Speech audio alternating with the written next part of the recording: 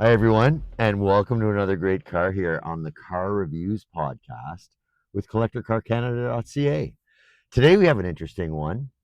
On the heels of the cool 72 Datsun 240Z that set a new corporate record for overtime bids, that auction went 24 minutes beyond its scheduled end because of our anti-sniping system, whereby any bid in the last minute and a half of the clock countdown adds a minute and a half to the clock. So same era of Datsun, but very different car. This one is a 1971 Datsun 1600 SS. And I know there are some people watching right now who are thinking, that's a 510. That's a Datsun 510. Same body, definitely the same body. But this one is a European market car. So 1600 SSS. As you might have guessed, that 1600s for the CCs of the engine. And the engine in Europe, this is a Portuguese market model. The engine in Europe got juiced up with a little more horsepower. The 510s in 1971 were about 90 horsepower here in North America, but this car was outfitted with this 1600 engine. Carburation specs are on the detailed listing, lot 304, but resulting in 110 horsepower. So quite a bit more juiced up than the North American market car. 20 extra horsepower on 90. I think that's 22.22%. So that's quite a bit of a boost from the North American spec car. So as I say, Portuguese market car. I'm just looking down to get my second microphone ready for when we start it up. But Portuguese market car, and you can see that it's got some rally looks. I'll get to up close to a lot of it when we do the exterior walk around, but you can see the car is riding on bigger wheels and tires with a bit of a lift, giving some more clearance. So it gives it a real rally look. I'm not sure if this car is destined for off-road rallies under its next ownership, but the look you can't argue is cool. Certainly unique. So again, it's a 1971 Datsun by Nissan 1600 SSS. It's got a 4-speed manual. The odometer, for what it's worth, reads under 30,000 kilometers, but this is a true mileage unknown car, as you might expect. I think it's time to give it a start. We'll start it up and move on to listening to the engine at idle, as well as the exhaust at idle, and we'll continue on with the tour of the car. So I'll turn on my second microphone now, Mr. Editor, and it's running. So I'm going to set the handbrake, put her into neutral, and a car of this age, you don't need the clutch down with it being in neutral to start it. So here we go.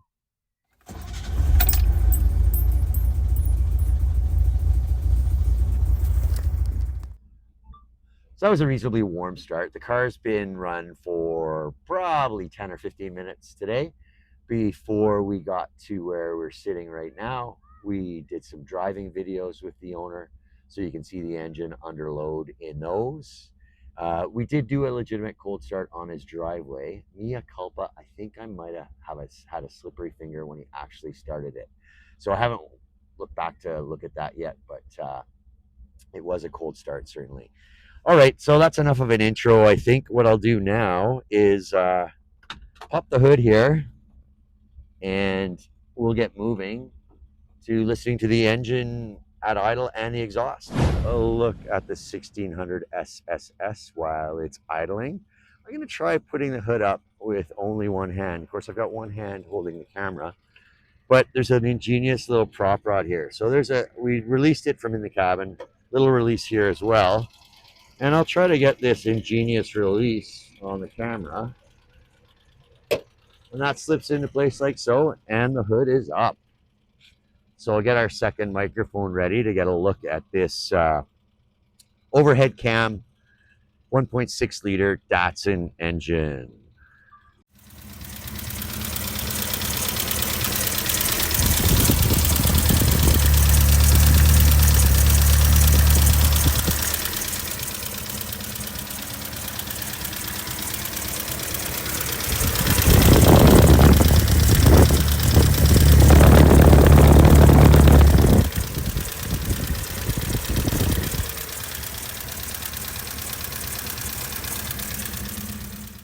So a tidy package, and also with a bit of space for wandering hands and elbows if work's ever being done to it. So back to the rear, single exhaust over here on the driver's side. Let's get a listen at various lengths away.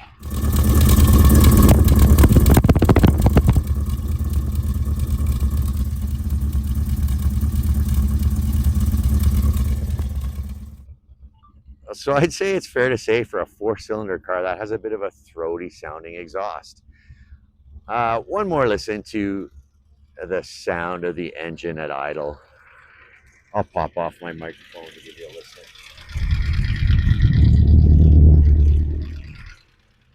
And there we go. I think that'll do it for the engine on portion of the video. So I'm going to cut the engine. We'll start talking about the exterior.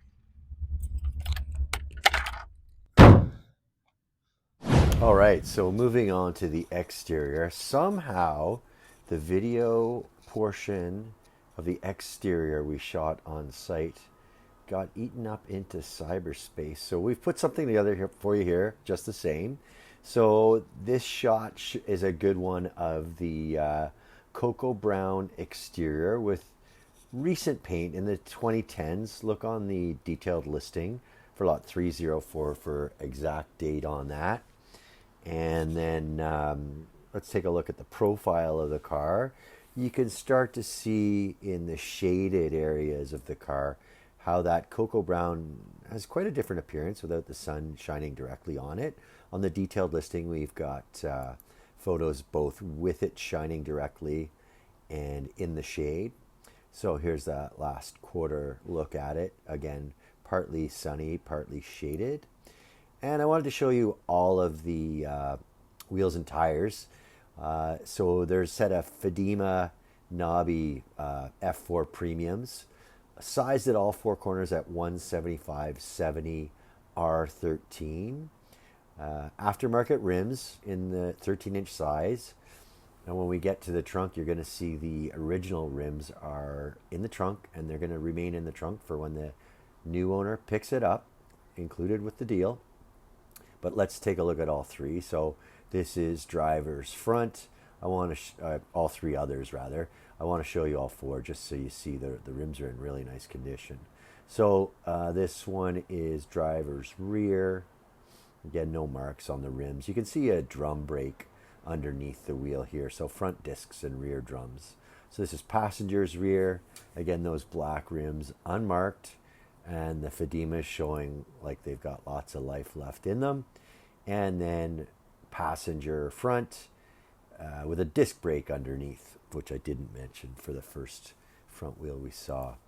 And it's probably worth noting that on the rear there are mud guards in place, but no mud guards up front. And walking around the car, here's a good look at the cocoa brown paint. The engine's running here, the lights are on, just the low beams.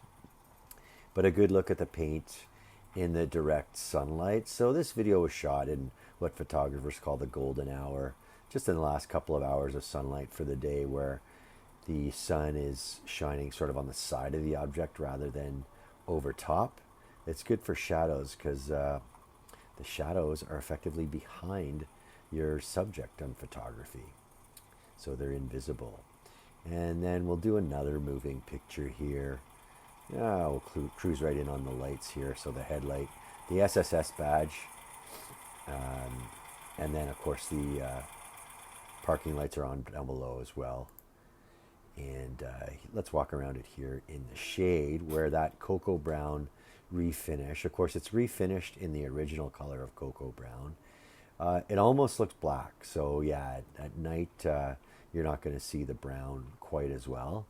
And you can see that sun in the background there starting to duck below the hill we shot this video beside.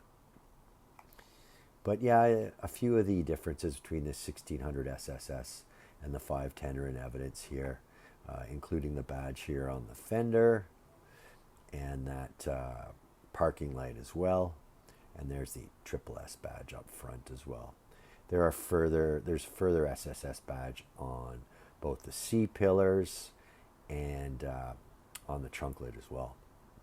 And we're going to focus in on these SSS badges. So here on the grille, and the 1600 like we just saw with that accessory light on the front fender. No accessory lights on the rear quarters. And then 1600 SSS on the trunk lid.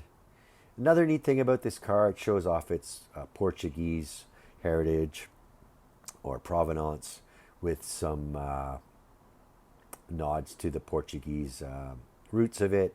This one, of course, is the US importer that brought the car in around 2015. We've got that exact year on the detailed listing. Again, lot 304.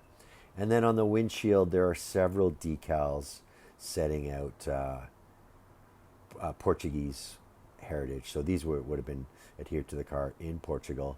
And it's kind of fun to still have them on.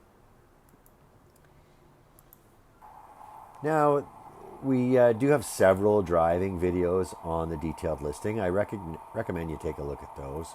We're having a little fun with this one showing the car driving. But to get the full sound and hearing the engine under load, I recommend you go take a look at the detailed listing to see those videos. And a neat item about this car, I should have mentioned it right from the start of the exterior tour, but this car pays homage to the East Africa Safari Endurance Rally of the early 70s, where Datsuns did really well. So you can see on that front bumper here. Actually, I want to focus below the front bumper. You can see there's a skid plate, factory style skid plate there. So paying homage again to the East Africa Safari series, Safari Rally of the 70s. And then getting closer to that bumper, you can see the toe loop there. Don't know that this one's ever been used, but it is a neat bit of homage to that East African Safari Rally. In fact, Datsun went back to back with the 1600 SS and then the 240Z. So interestingly, this owner sold a Datsun 240Z with us a few weeks back. It was a 1972. So it would have been built in 1971, and the 240Z won the East African Safari Rally in 71. This 1971 model year car was likely built in 1970, and wouldn't you know it, that 1600 SSS won the East African Safari Rally in 1970. So a lot of fun history with this car. But here we see sort of the lower protection to protect that muffler down below the bumper. You can also see the rear bumper steps in place above the bumper, and as well there are toe loops installed right into the bumper. Another item that's in the trunk, and you'll see it when we tour you around the trunk. Here's the same stuff, just on the other side. The steps, the loop, the toe loop, and the protection down below. But in the trunk, there's a set of custom fabricated mesh headlight guards. You'll see those when we get to into the trunk for that portion of the video. And then another a tell that this is a Portuguese market car as opposed to a North American market car, where the 510s in North America had white for reverse, of course, but the rest of the lens was red only. The European cars, well, at least the Portuguese market ones did, had the white for reverse, as you'd expect, red for brake light, and amber for the indicators. So the amber touch on that tail light is a tell that this car came from Europe. A few flaws I wanted to show you. Right on the seams of the rear bumper, some of the chrome is split off. So as you'd expect, without the chrome protecting the metal, a little bit of surface rust has developed. Pretty easy fix. I'm not going to say it's a weekend job for a half an hour for any handyman, but it sure beats getting an entire bumper re-chromed. And then here on this is behind the driver's side rear wheel. There's a bit of paint upset to the left of the business card. You might see a couple of arcs to the top right of the business card. That's actually just dust. The car had been sitting in the owner's garage for about a week before we got there, and I didn't do a very good job of brushing the dust off before we took this close up. So what we're showing here is the paint upset in the top left corner of the card. So that's going to about do it for our exterior tour of this 1971 Datsun 1600 SS 4-speed manual. And we'll move on now to the interior. I think it's fair to say back to basics for the cabin, but a couple of really neat period touches are the wood-rimmed steering wheel, 3-spoke steering wheel with the SSS in the center hub, and then also a wooden shift knob to navigate the 4-speed manual. Over here on the left, we've got washers and wipers, as well as headlights, and a set of, I don't think they're authentic cocoa mats. They kind of look like cocoa mats. There is an emblem on them. We'll make sure to get that on the detailed listing. But instrumentation here, metric instrumentation, as you might expect for a Portuguese market car. 180 max on kilometers an hour on the speedometer. Over on the left, there's a tachometer with an 8,000 RPM max reading, redlining at 7,000. In the center, a water temperature gauge and a fuel gauge. In the center, we've got ventilation and heat controls, defrost controls, as well as an original looking radio. I'm not sure if it's original or not, certainly period correct. I do see the brand name as Clarion, so certainly still well known in the automotive electronics world. Neat Datsun emblem here on the glove box. And then a little bit of storage down there in the center console. You might expect to see a handbrake here, but you won't. The handbrake is set here. And then to the left of it, that handle is the choke control, indicating, of course, a carbureted car. Crank windows, as you might expect. The black vinyl door cards match the black vinyl seats. There are a few cracks here and there on the seats. I'll try and show those to you. Another one in the seams there, a couple in the seams there, then another cut here in the driver's seat. I'll take a look at the rear passenger compartment, the rear bench, which it's probably worth mentioning explicitly, 4-door car, but I don't see any of the cracking on the rear seat, the rear bench here. Yeah, it's a matching set of mats here in the rear though, and you might think those are discarded candy wrappers. They're actually to discourage mice and other rodents from getting into the car while it's stored. So a good thing to see, not a bad thing like candy wrappers. So that's a pretty good look at the interior. As I say, back to basics, a bit Spartan, but certainly period correct. And we'll take a quick look at the trunk. The great thing to see there are the original wheels. I misspoke earlier. They are 13-inch, but they're 6 inches wide. So I think a 6-inch wide rim would more accommodate a 155 series tire rather than the 175s that are on the car now. Neat thing, original Portuguese license plate. That'd be the front. That'd be the rear. They go with the car. And there's a piece of interior trim here and some metal grates here for the exterior of the car. I'm not quite sure where those go, to be honest with you. But nice clean trunk lid base as well. There's a good look at the functional trunk of this 1971 Datsun 1600 SSS 4-speed manual from the Portuguese market.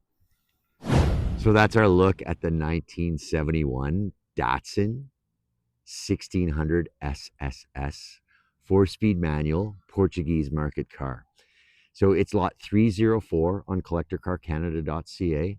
Take a look at that detailed listing and find out lots more information about the car generally, but also about the specs, like to modify it and give it the lift you see with the aftermarket rims. Of course, the original rims are in the trunk as we showed you, and they'll go with the car. But yeah, cocoa brown over a black vinyl interior, 4-speed manual, wooden shift knob, wooden steering wheel, 3-spoker, and it's ready to go. It looks pretty good to me. Again, this one is lot 304, the 1971 Datsun 1600 SSS 4-speed manual from the Portuguese market. Imported to the United States around 2015, if I recall correctly. But take a look at that detailed listing, lot 304, for the details on it. That's going to about do it for this one. So I want to thank you for watching, and we're going to move on to the next car.